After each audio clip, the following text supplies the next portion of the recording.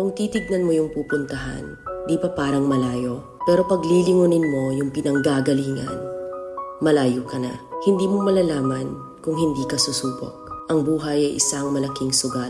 Kung lagi kang takot sumugal sa isang bagay dahil takot kang mawalan, mauubos lang kung anong meron ka. Kung hindi ka mawawalan, hindi ka rin magkakaroon. Kung ano man ang mga desisyon mo ngayon, yun ang magiging buhay mo bukas. Lakasan mo lang yung loob mo. Dahil ang mundong to, aapakan lang ang mga mahihina. Ibangon mo palagi ang sarili mo.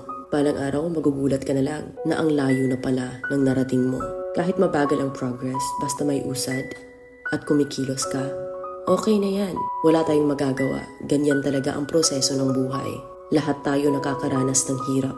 Hindi natin alam kung hanggang kailan tayo dito sa mundo. Kaya mas piliin mo maging mabuting tao.